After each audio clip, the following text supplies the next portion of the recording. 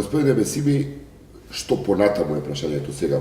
Или, како да ви го поставам поинаку прашањето, што треба да се направи за да владата се охрабри, за да се надменат состојбите и констатациите кои се содржани во последниот извештај за напредокот на Македонија?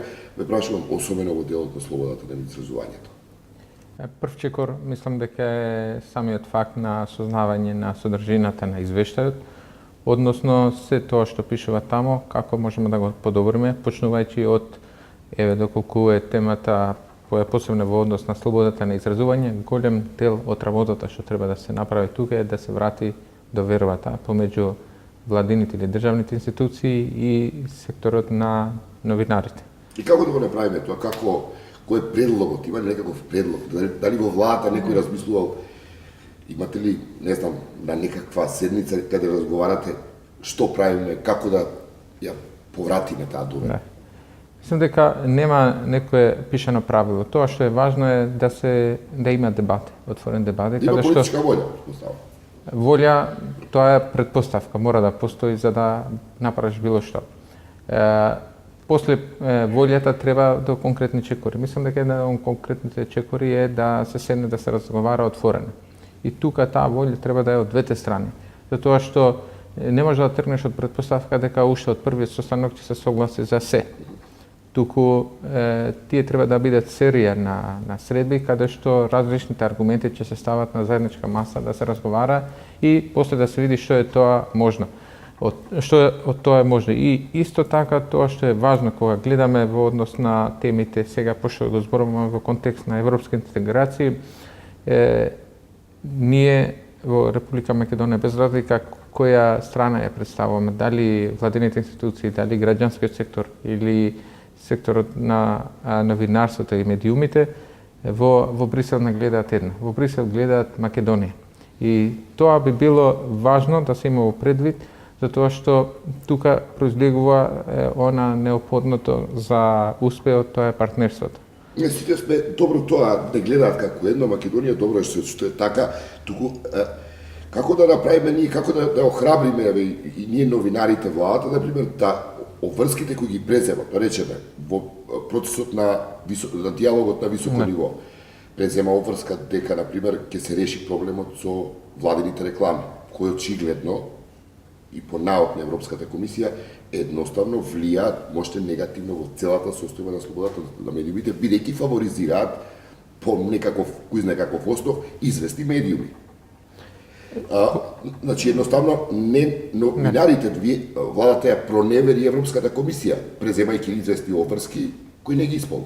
Во однос на владините кампањи, чекор се направи. Значи, тоа што се дискутираше подолго време, значи дека не се објавуваат веќе оваа година, тоа се направи, објавени се последните 3 години. Што мисле за извештајот? Ден потоа или два имавме најава за нова реклама од $500,000 за здраво јадење, здрава исхрана. Тоа е одговор на извештајот дека продолжуваме, не се гледат работите, не треба така да ги гледаме работите. Што всушност Европска комисија пишува во извештајот? Дека едно е транспарентноста, влијаат лошо врз пазарот на мислам дека тука би требало малку не е баш така, затоа што они владини кампањи, јас би рекол, не само реклами, владини кампањи кои имаат јавен интерес ги има во секоја земја, во секоја влада и најразвени. Средствата е проблем. Прашањето што оние го наведуваат тамо е транспарентноста на овој процес и објективноста во однос на критериумите како се распределуваат. Да. Значи, не е прашањето дали да има или не владини кампањи. Тоа секоја влада го прави, зависно од тоа колку е заинтересиран, каков им е концептот, некаде има повеќе, некаде помалку, ако гледаме износ на пари потрошени по глава на жител. Без пари да емитувате колку сакате влада. Зошто владата на крајот криштата во една тешка социоекономска ситуација би се расфрлала со толку пари. Тоа е друго. $500,000 на здрава исхрана, тие пари може некој да ги храни елементарно. Тука се слагам. Меѓутоа, сега кога зборуваме за стандарди и забелешки од Европска комисија, не е забелешката, тука треба да сме нејасно, не е забелешката дали да има или не. Туку и ве чека еден документ да доставите околу тоа колку пари, како се потрошени тие пари, едва и направите некој документ, доставен, но очигледно дека не е задоволувачки. како информации. Се барат повише детали во однос на критериумите. На критериумите, да. И како тие се распределуваат односно објективноста на И тие не критериумите. можете да ги доставите. И тоа во текот на годината дополнително ќе се направи. Значи Ова зборуваме во- значи, за од ова- 2011 година веќе како, до 2012 веќе сега како. се објавени, да. И зашто Јасно, можете да ги да, да. објавите тие, да ги доставите тие? Објавени се последните 3 години, според секоја кампања и според секој медиум по минутажа како се потрошени. Но не и како Тоа- се доделени. Сега прашањето за понатаму, тоа што ги интересира системско прашање е да има јасно дефинирани критериуми и објективни како се распределуваат. И тоа е тоа што го барат. Инаку извештај како се потрошени и по медиуми и по кампањи, тоа го има. И од тоа може да се пресмета точно каде имало повише, каде помалку. Сега е прашањето како се утврдуваат тие критериуми. Во тој хлад, исто така преземав тоа врска дека нешто ќе се случи со јавниот сервис. Мислам, јавен сервис е институција, медиум, финансиран од сите граѓани. Очигледно и според извештаите на ОПСИ, според Европската комисија, тој не извршува функцијата на јавен сервис. А едно од начините да се направи некаков пробив во тоа доколку јавниот сервис на вистина законски ги исполнува своите обврски, ги застапува различните гледишта во општеството, обезбедува јавна дебата на која луѓето ќе ги изнесат различните мислења. Зошто кој треба тоа да помогне, значи прашање е владата самата да го почитува законот кој го има донесен. И нема потреба од Да. никој да никако партнерство со новинарите или од не знам со кого. Едноставно треба реши да и си го почитуваме собствениот закон. Да, сега кога зборуваме во овој дел, прво, значи, чекор е направен, објавени се кампањите, второ е, треба дополнително да се прецизират и да се објаснат критериумите во однос на владините кампањи што се доделуваат за приватниот кои приватните критериуми се медиуми и доделуваат? критериумите секако. Огромни Значи тоа суми на пари дополнително, некому се очигледно доделуваат. тука треба нешто дополнително да се направи за да се расчисти таа дилема и во однос на јавниот сервис тоа што не само што се предвидува во законот, туку тоа што треба да значи зајакнување на позицијата на јавниот сервис во овој Почитување на сегмент. законот само, нема никакво. Треба да Нема, доколку дословно се почитува не, законот. доколку толку е. нема почитување на законот, секако некој треба да одговара што не почитува законот. Имено кој треба да одговара?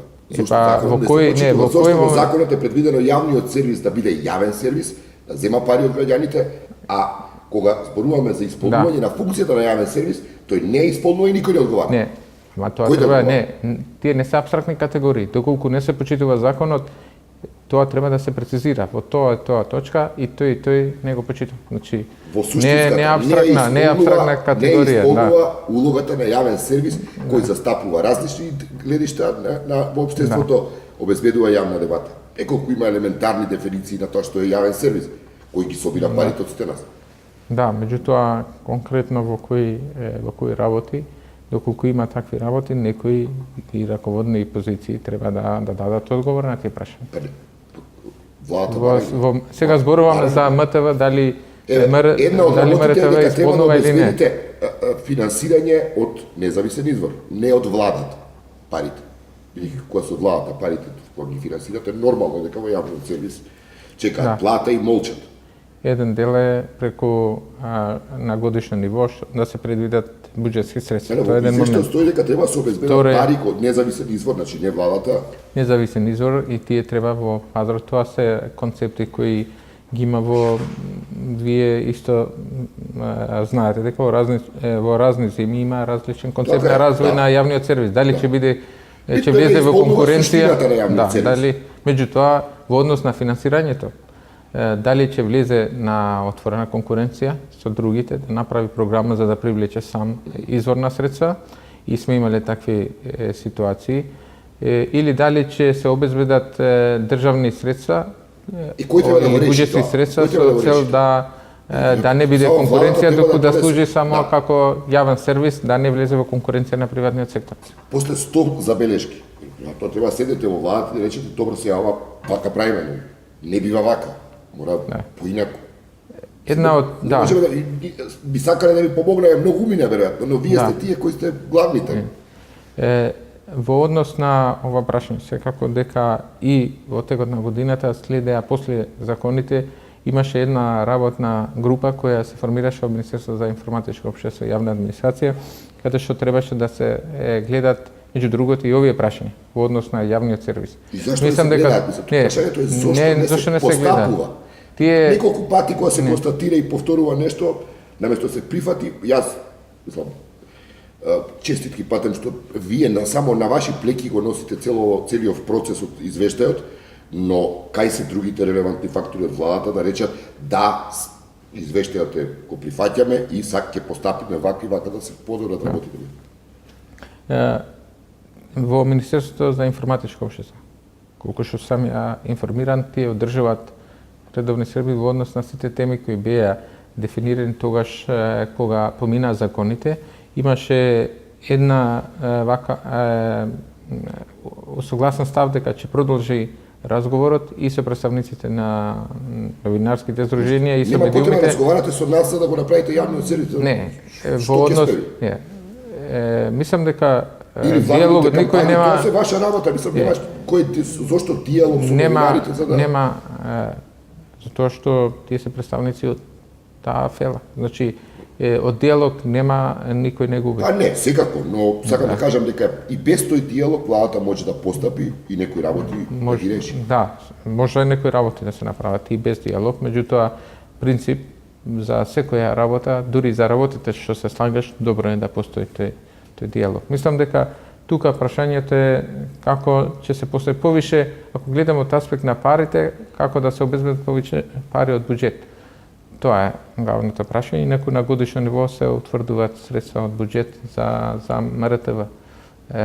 Инаку прашањето е, според мене, дали тие се доволни и колку би требало да се издвои.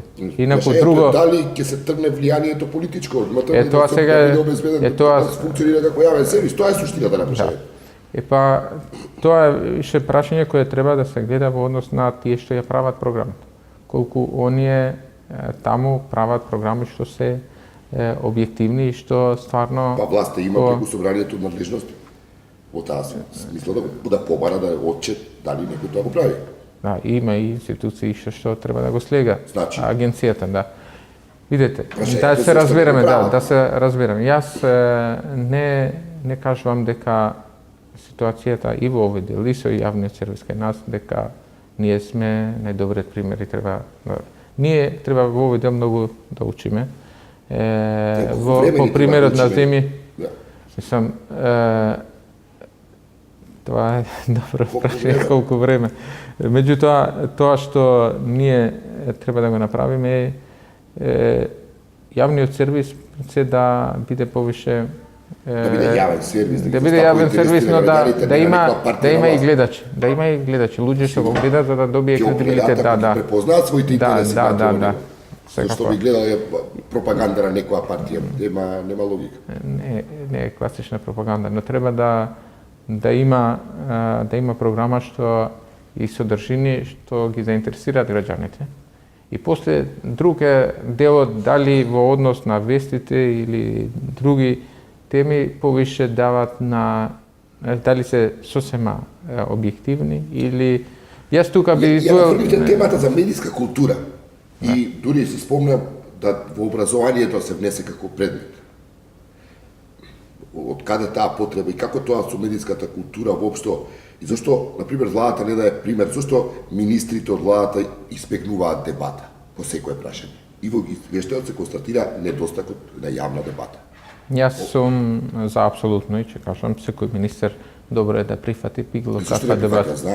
Сум тоа е индивидуално прашање и став на министрите, оние се определени дали сакат јавни дебати или одат на јавни настани или организираат пресови и информираат јавноста. На тој начин тоа веќе прашање на стратегија. Секој се определува свој настав. Инаку јас лично сметам демократска политичка култура основната работа претпоставува јавна дебата. Затоа и во извештајот наведено од недостатокот на јавна дебата. Па јас исто тоа го кажувам јавно. И им апелирам и на колегите и сите јавната дебата е еден начин на ова на отворено и објективно соочување на аргументите во однос на тоа што го правиме. Имаме проблем, ве слушнав дека рековте дека не можете да влијаете врз суството, за случајот Кежаровски. Не знам дали пратите, но вчера, завчера во целата новинарска заедница во Европа и во светот се мобилизира на таа тема. Очигледно, сем Турција, друг случај на затворен новинар во Европа не постои. Рековте дека не може да се мешате во суството. Да, не можете законски да се мешате во суството. Моето прашање попрво се однесува на тоа што се случи со предлогот кој го достави пратеникот Павле Трајанов, кој се однесуваше на промена на законот во кривичниот закони кој е осуден Кежаровски и тежината на одговорноста да се стави на оној кој од институциите ги оддава документите кои се доверливи, а не на новинарите чија работа ни е да наоѓаме релевантни информации и при тоа ни е гарантирано дека имаме право да го заштитиме својот извор. Во собранието и ВМРО и ДУИ се согласија дека законот и измените нема да бидат прифатени како што предлага пратеникот Трајановски и дека се задолжува Министерството за правда да изготви предлог на нов закон. Што се случува со една таква идеја која зависи од вас, политичарите, не од судиите?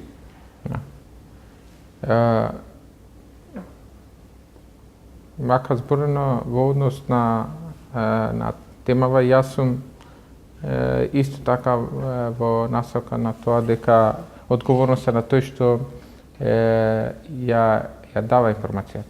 Затоа што тој има крај крајша, он има сертификат за доколку некој податок е доверливо или државна тајна било што. И кога се утврдува, и кога се класифицираат информациите, значи од различен степен на доверливост до државна тајна, значи има причина да се заштити некој јавен интерес за држава. Има причина. И сега тој што и тој што ја дава таа информација, значи тој го прекршува законот. Меѓутоа, во однос на ова, како тоа ќе биде законско решение, тоа е дел од стручните служби во Министерство за правда. И тие би требало да... Колку трае години, нешто нема никаков... Добро, таму сега се прават подготовки за пакет на закони кои ќе одат во Министерство за правда и претпоставам и овој дел ќе се прецизира. Дали тој аларм, таа изјава на комесарот кој вика европската перспектива на Македонија е загрозена доколку владата не покаже резолутно посветеност на реформскиот процес? Дали некакво црвено светло во владата се има запалено? Што правиме понатаму? Да. Мислам дека ова е исклучително важно Македонија да не изгуби препораката. Независно од тоа во декември дали таа препорака ќе се преточи во конкретен датум, затоа што знаеме дека тука влијаат и други фактори, меѓутоа исклучително е важно Македонија да има препорака, да работи на таа препорака во однос на реформите и секоја реченица од извештајот, јас тоа го повторувам, значи треба сериозно да се свати. Без разлика на... Овие велите треба сериозно да свати, предпоставувам дека вие сериозно имате сватено, оно што е прашање, јас не можам да видам дека по извештајот кој се релативизира од некои високи функционери во власта, не можам да видам некаков сигнал дека постои волја и посветеност да се седне и сериозно да се сработат забелешките за да се спаси Македонија препораката. Да, видите, се вие што сте во јавноста, не гледам никој друг. Да изрази некаква заинтересираност, волја, да рече, да, ние ќе правиме. Тоа сега зависи од тоа реков и претhodно секој во јавните настапи определува своја стратегија. Јас мислам дека во процесот треба да сме отворени, да констатираме дека тоа што го има таму треба сериозно да работиме. Јас мислам така, секој мисли така. Прашање е дали тоа ќе се реализира? Да, мора да се реализира, затоа што Македонија да нема следна година препорака или да има уште посериозни забелешки, тоа е лошо за Македонија. Тоа секако, дека тоа би било уште полошо за Македонија. Не само препорака ради препорака, Се туку во согласувате однос на дека комисијата нема да може да ја одржи препораката доколку ситуацијата Доколку остане ви- исто. Не зборам Да. ако се назадува како Да. што е констатирано во овој извештај дека постои назадување. Доколку нема напредок, доколку забелешките остануваат и да не кажам во некои ситуации да има уште поголеми забелешки, значи тоа секако сега зависно од како ќе биде тоа во дефинирањето на наредната стратегија од страна на новата комисија, меѓутоа секако дека не би било ние од ова перспектива да кажеме, не би било реално да кажуваме дека се ќе остане исто. Нема да остане исто, Македонија може да биде уште полошо доколку работите не се движат кон подобро во однос на реформите за ЕУ. Благодарам за интервјуто. Благодарам на вас.